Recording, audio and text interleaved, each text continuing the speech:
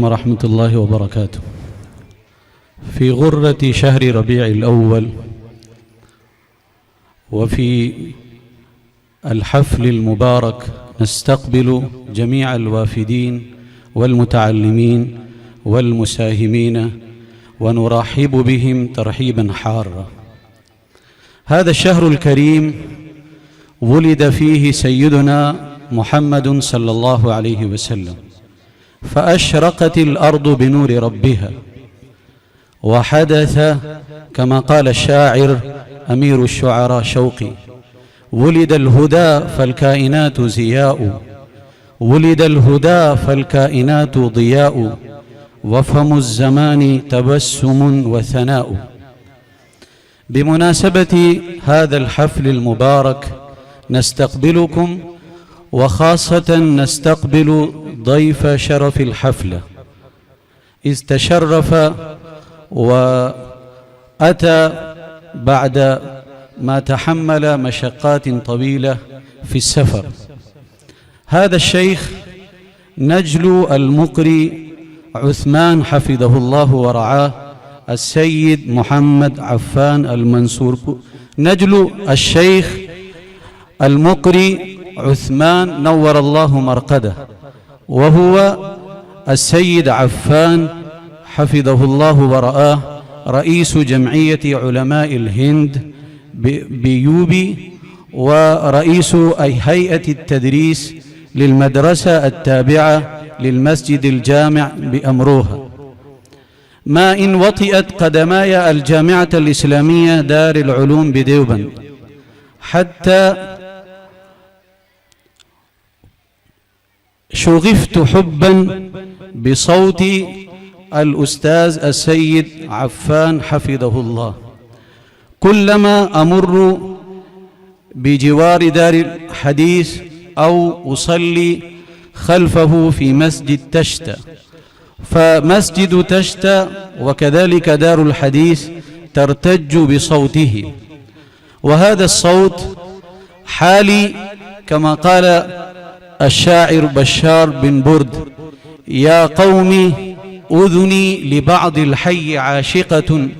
يا قوم أذني لبعض الحي عاشقة، والأذن تعشق قبل العين أحيانا. فما رأيته برؤية تامة، ولكن شغفت بحبه وبصوته. أنا تأثرت في مجال الخطابة بكثير، وعلى طليعتهم السيد الأستاذ محمد عفان، حيث أني أجد حينما يخطب على المنصة يرى كأن الكلمات تأتيه وتقبل شفاهه، ثم هو بفصاحته وبلاغته يحول هذه الكلمات دررا ولآلي، ويشنف مسامعنا بخطابه. فبغاية من الحب والاحترام ندعوه إلى المنصة ليشنف مسامعنا بخطابه النير، فجزاه الله خيرا وليتفضل مشكورا.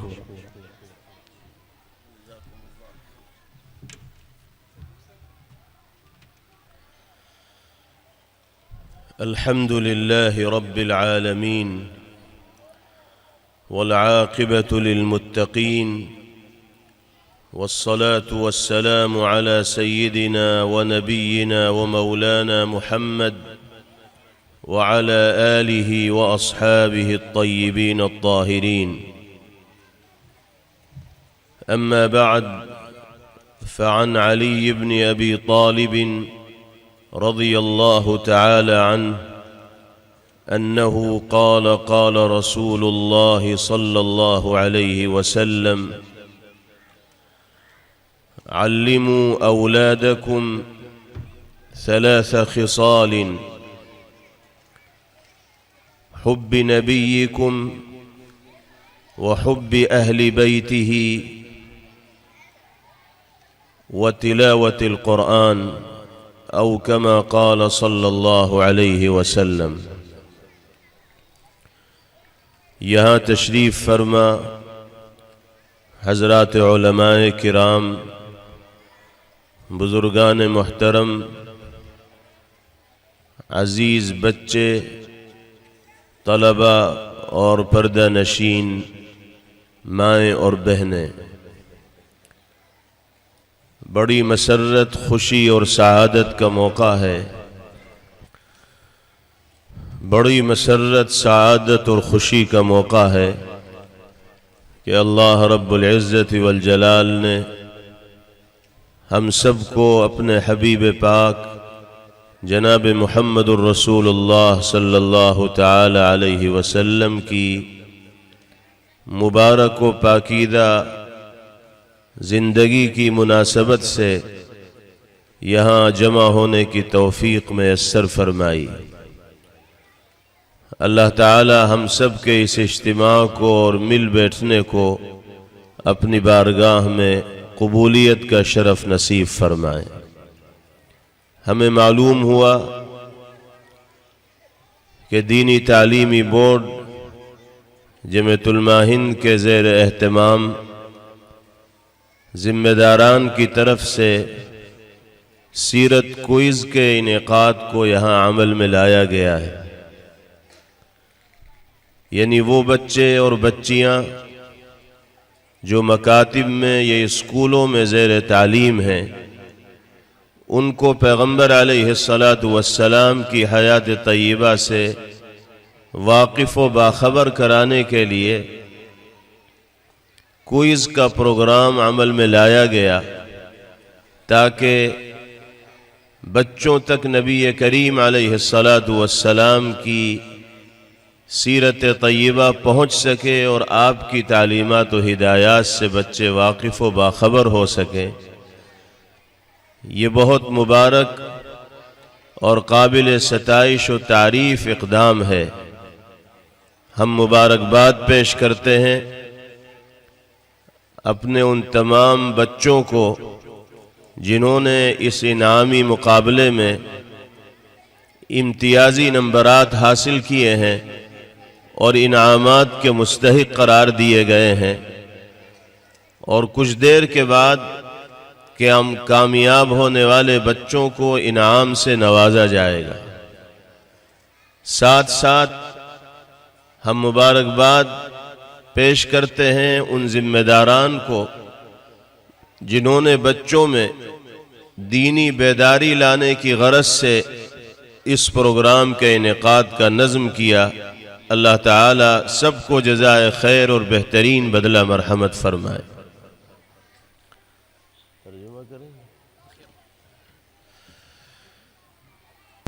سیدنا حضرت علی بن ابی طالب رضی اللہ تعالی عنہ نبی کریم علیہ السلام کا ارشاد گرامی نقل فرماتے ہیں۔ حضور پاک علیہ السلام نے فرمایا،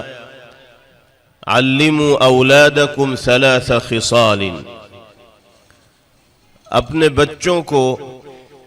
3 خصلتوں اور عادتوں کا حامل بناؤ۔ 3 چیزیں خاص طور پر اپنے بچوں کو سکھلاؤ۔ ان میں پہلی چیز پیغمبر علیہ السلام ارشاد فرما رہے ہیں، حب نبیکم، اپنے بچوں اور بچیوں کے دلوں میں نبی پاک علیہ السلام کی محبت و عقیدت اور احترام کے جذبات کو پیدا کرو۔ بچپن ہی سے بچے اللہ کے حبیب صلی اللہ تعالی علیہ وسلم کی عظمت اور آپ کے قدر و منزلت کو سمجھنے والے ہوں، اور آپ کی محبت ان کے دلوں کے اندر گھر کیے ہوئے ہو۔ جب بچپن سے بچوں کے دلوں میں نبی کریم علیہ السلام کا نام نامی، اسم گرامی عظمت کے ساتھ آئے گا، تو پھر بڑے ہو کر پیغمبر علیہ السلام کی سنتوں پر عمل کرنا، آپ کی تعلیمات و ہدایات کو اختیار کرنا اس نسل کے لیے بھی آسان ہو جائے۔ ہم یہ سمجھتے ہیں کہ آج کا جو پروگرام ہے سیرت کوئز کا، یہ بھی اسی ہدایت پر عمل کرنے کا ایک نمونہ ہے جو نبی کریم علیہ السلام نے ارشاد فرمائی۔ اس طرح کے پروگراموں کے ذریعے بچوں میں شوق پیدا کیا جاتا ہے، ان کو ترغیب دی جاتی ہے کہ وہ اللہ کے حبیب صلی اللہ تعالی علیہ وسلم کی شخصیت سے اور ذات پاک سے واقف ہوں، اور سیرت کے مختلف پہلو ان کو یاد ہوں، اور اللہ کے نبی صلی اللہ علیہ وسلم کی محبت کی شمع ان کے دل کے اندر جلے۔ جب دل میں پیغمبر علیہ السلام کی محبت و عظمت ہوگی تو آپ کی ہدایات و تعلیمات پر عمل کرنا آسان ہوتا چلا جائے گا۔ ہر مسلمان ماں باپ کو اپنے گھر کا ماحول ایسا بنانا چاہیے کہ اس ماحول میں پروان چڑھنے والے بچے اللہ کی معرفت کا نور بھی اپنے دل میں محسوس کرتے ہوں، اور نبی کریم علیہ السلام کی محبت و عقیدت و عظمت سے بھی ان کا دل معمور ہو، لبریز ہو اور بھرا ہوا۔ اس کے لیے ضروری ہے کہ ماں باپ وقتاً فوقتاً اپنے بچوں کو سیرت طیبہ کے حوالے سے واقعات سنائیں۔ مائیں بچوں کو سوتے وقت جو کہانیاں سناتی ہیں، یہ بہلانے کے لیے جو قصے لطائف کی شکل میں بچوں کے سامنے بیان کرتی ہیں، اگر مائیں، بڑی بہنیں، گھر کے بزرگ اس کا اہتمام کرنے لگیں کہ مختلف مناسبتوں سے بچوں کے سامنے پیغمبر علیہ السلام کی سیرت طیبہ کے مختلف پہلو بیان کیے جائیں۔ حضور پاک علیہ السلام بچوں کے ساتھ کیا معاملہ فرماتے تھے، جانوروں کے ساتھ آپ کس طرح کی رحم دلی کا معاملہ فرمایا کرتے تھے، چھوٹوں کے ساتھ شفقت کا کیا انداز نبی کریم علیہ السلام کا تھا، زندگی گزارنے کے لیے آپ نے کیا اصول سکھلائے ہیں، کیا آداب امت کو بتائے ہیں،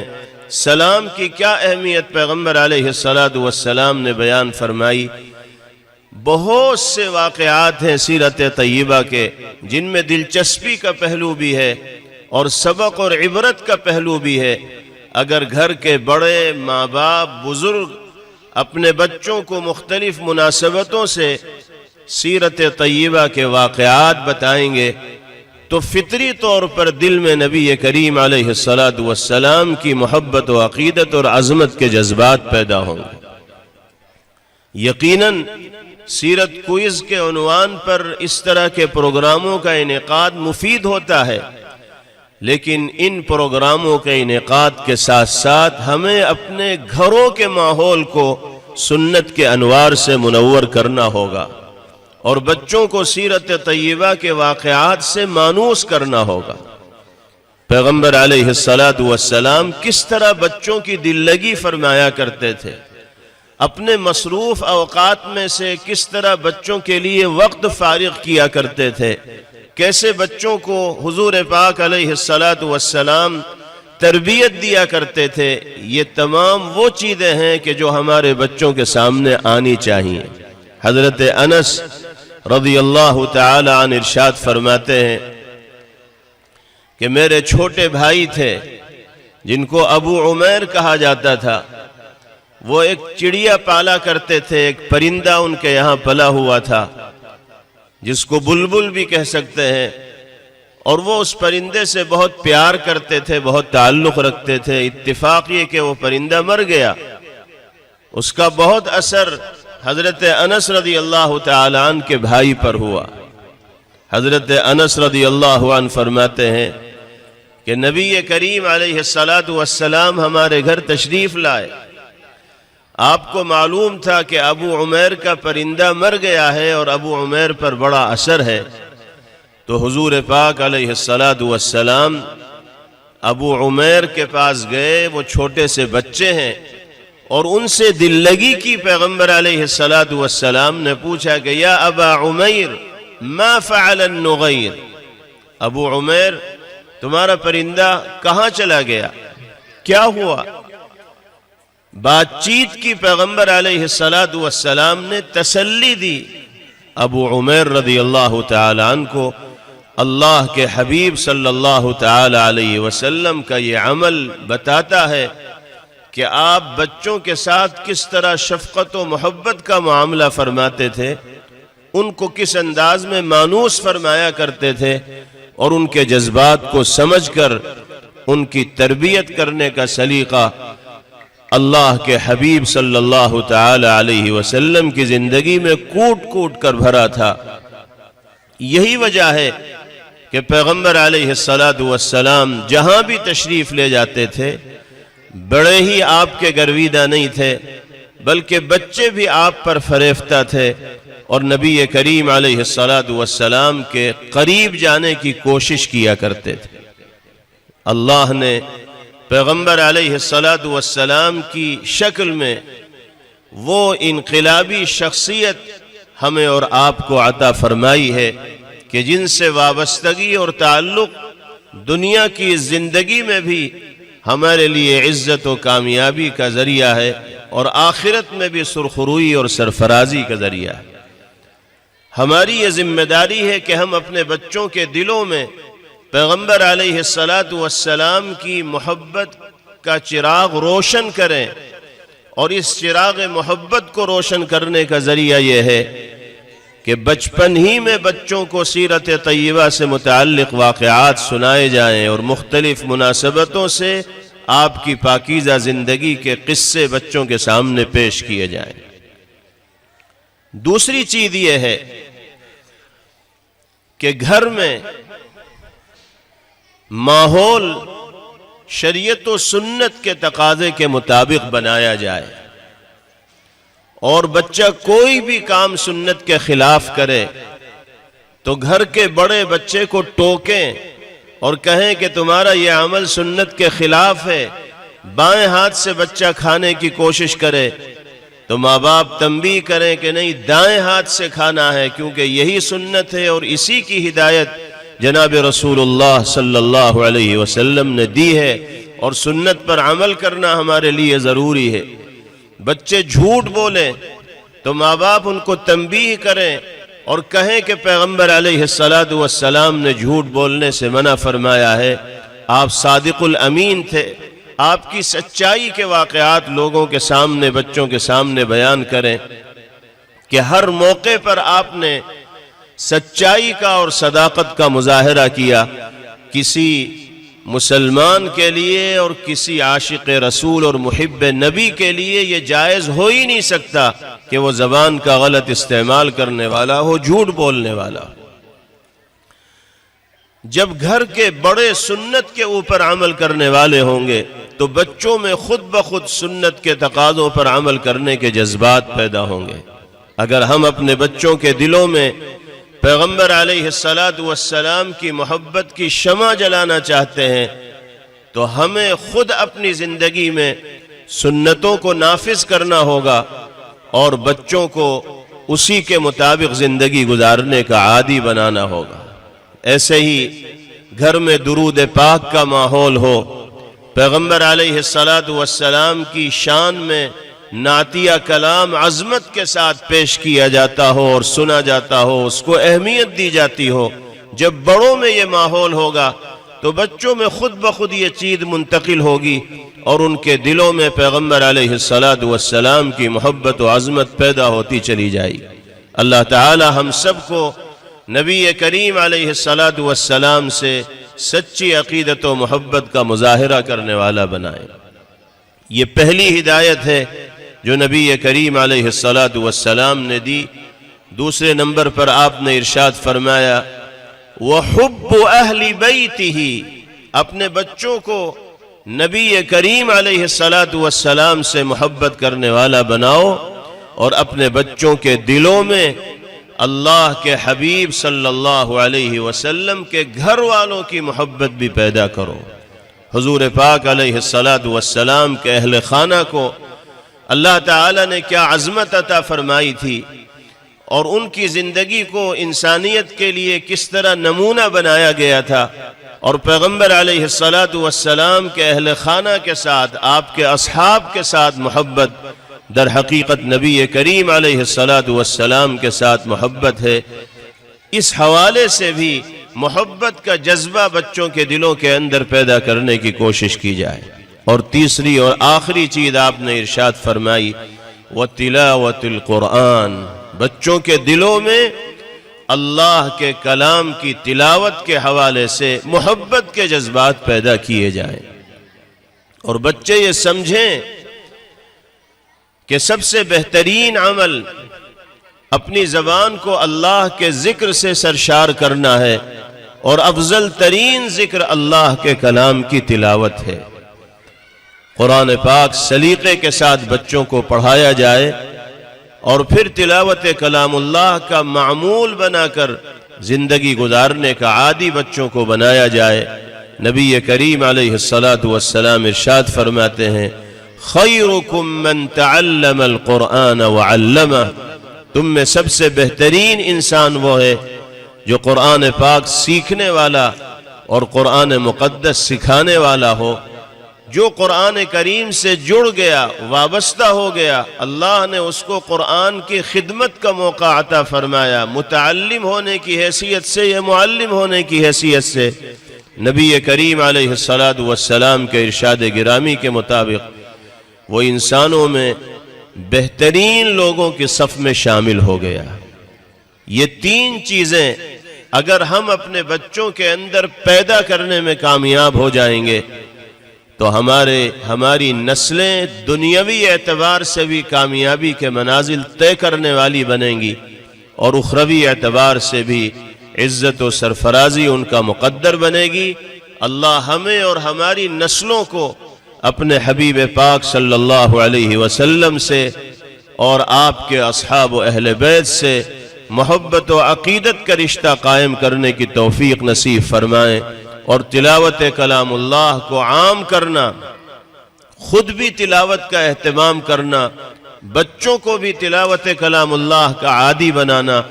اللہ تعالی ہم سب کے لیے سہل و آسان فرمائے۔ اس طرح کے پروگراموں کے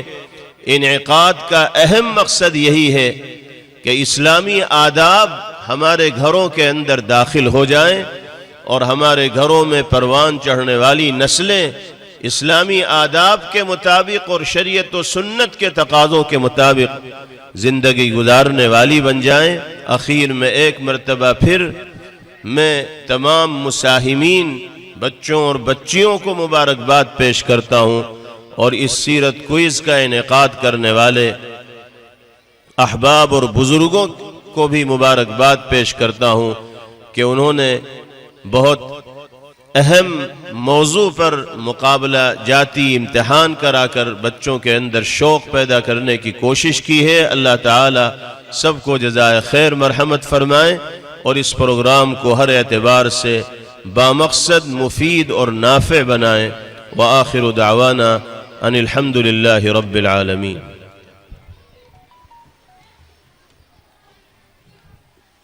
ماشاءاللہ، جزاک